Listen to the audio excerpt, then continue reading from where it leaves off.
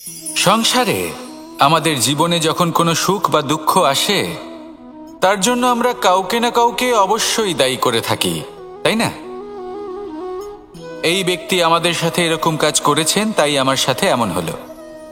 ওই ব্যক্তি যদি এমনটা না করতেন, তাহলে আজ আমি ওই স্থানে পৌঁছতে পারতাম।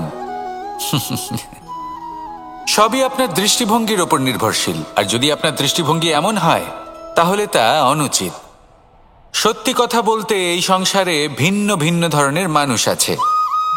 এটা আপনার ওপর নির্ভর করছে কিভাবে তাদের স্বাগত জানাবেন। একবার ভাবুন, আমি আমার দুটো হাত সামনে নিয়ে এলাম, দুটো মুঠো খুলে দিলাম। দুই প্রকারের মানুষ আসবেন, কিছু না কিছু দিয়ে যাবেন। এই মুঠো যদি আমি বন্ধ করে দিই, তাহলে না কেউ আমাকে কিছু দিতে পারবে, না আমার কিছু যাবে আসবে। নিশ্চয়ই বুঝতে পারছেন এই দুই ধরনের ব্যক্তি কারা এবং তারা কি দিয়ে যান। আমি যদি নিজের মুঠো খুলে দিই, তাহলে কিছু ভালো মানুষ আসবেন, আমাকে আনন্দ, সন্তুষ্টি, জ্ঞান প্রদান করে যাবেন, ভালো অভিজ্ঞতা দিয়ে যাবেন। কোনো খারাপ ব্যক্তি যদি আসেন, তাহলে তিনিও খারাপ অভিজ্ঞতা দেবেন, যার থেকে আমি শিক্ষা লাভ করব। এই সব কিছু আমি লাভ করতে পারি। মুঠো যদি বন্ধ করে রাখি, তাহলে আমি কিছুই পাবো না। দেখুন, এই সংসারে প্রত্যেকের জীবনে এইরকম।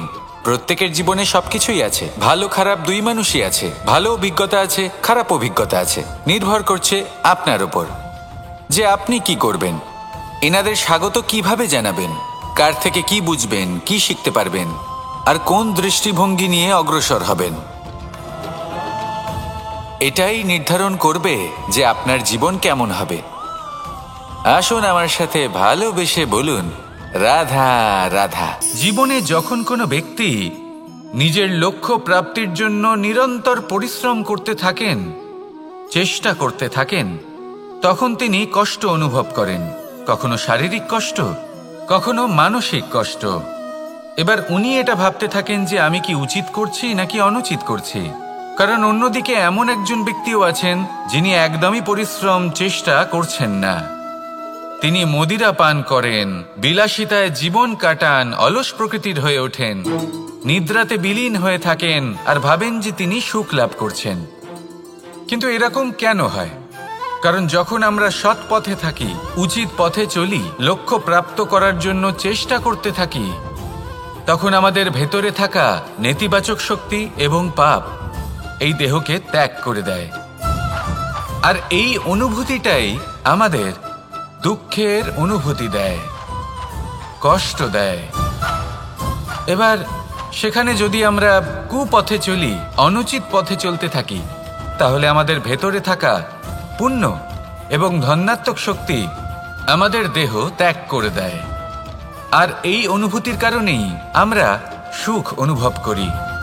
কিন্তু কখনো ভাববেন যে এই সুখ বেশি সময় পর্যন্ত থাকে না। সেই জন্য সবসময় মনে রাখবেন, যদি আপনি জানেন যে এটাই আপনার লক্ষ্য, এটাই উচিত পথ, শুভ পথ, তাতে নিরন্তরভাবে এগিয়ে যেতে চেষ্টা করতে থাকুন। এই কষ্ট আপনাকে সুখের পরাকাষ্ঠায় কখন পৌঁছে দেবে তা আপনি জানতেই পারবেন না। আসুন আমার সাথে ভালোবেসে বলুন, রাধা রাধা। প্রত্যেক মানুষ নিজের জীবনে হীরক তথা হিরে এবং দর্পণ এই দুই দেখেছেন। এই দুই হলো সাদা এবং এরা দুজনেই আলোর প্রতিফলন ঘটায় এবং এরা দুজনেই উজ্জ্বল হয়ে ওঠে। আপনি হয়তো মনে মনে ভাবছেন যে এটা কি ধরনের তুলনা করছি। একটা হিরে তো রত্ন, তার মূল্য দর্পণের থেকে অনেক গুণ বেশি। কিন্তু হিরে থাকাতে দর্পণের মূল্য কিন্তু কোনো অংশে কমে যায় না, তাই না?